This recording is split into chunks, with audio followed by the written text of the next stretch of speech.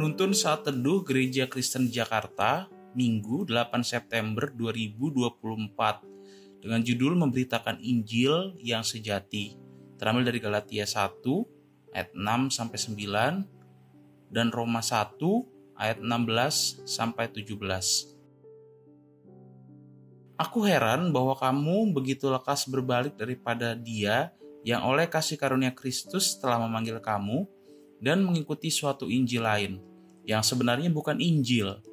Hanya ada orang yang mengacaukan kamu dan yang bermaksud untuk memutarbalikkan Injil Kristus. Tetapi sekalipun kami atau seorang malaikat dari sorga yang memberitakan kepada kamu suatu Injil yang berbeda dengan Injil yang telah kami beritakan kepadamu, terkutuklah dia.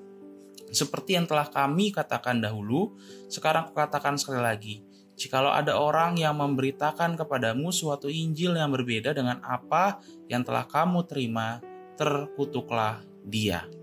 Bagian lain terambil dari Roma pasal 1 ayat ke-16 sampai 17. Sebab aku mempunyai keyakinan yang kokoh dalam Injil, karena Injil adalah kekuatan Allah yang menyelamatkan setiap orang yang percaya. Pertama-tama orang Yahudi, tetapi juga orang Yunani. Sebab di dalamnya nyata kebenaran Allah yang bertolak dari iman dan memimpin kepada iman. Seperti ada tertulis, orang benar akan hidup oleh iman. Hari ini kita disajikan dengan begitu banyaknya barang palsu atau imitasi yang beredar di pasaran. Beberapa memiliki kualitas yang sangat mirip dengan produk yang asli. Beberapa tidak segan untuk mengaku bahwa barangnya memang imitasi dari produk sejenis di harga yang lebih murah.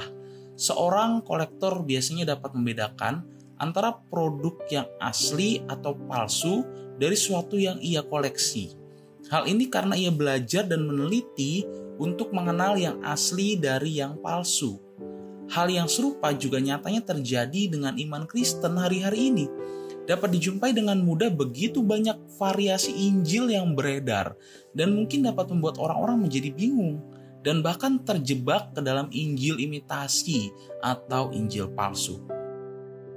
Konteks Paulus juga mengalami hal yang serupa pada masa itu. Paulus sadar bahwa orang percaya selalu tetap digoda untuk malu terhadap Injil Kristus dan mencari suatu Injil lain dengan narasi yang seolah lebih baik. Melihat dari sudut pandang manusia, Injil Kristus tidak membanggakan. Raja itu dibunuh dengan sebuah salib, suatu kematian yang amat hina. Kita memberitakan kasih Allah, suatu berita yang amat mudah untuk menjadi bahan cemooh. Namun, Injil itu adalah satu-satunya Injil yang sejati dan bukan Injil lain. Oleh karena itu, Paulus tegas dalam Galatia 1 bahwa Injil yang diajarkan oleh guru-guru palsu yang telah datang kepada jemaat adalah suatu Injil lain.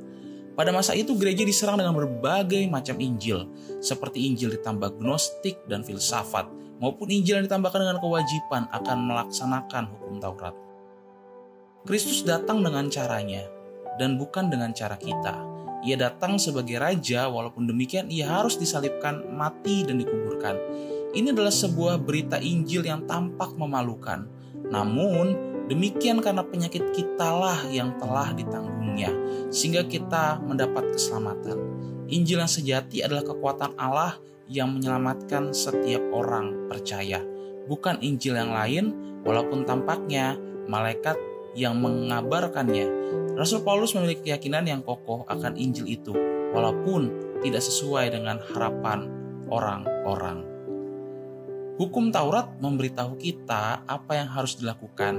Injil memberitahu kita apa yang sudah dilakukan Allah bagi kita di dalam Kristus.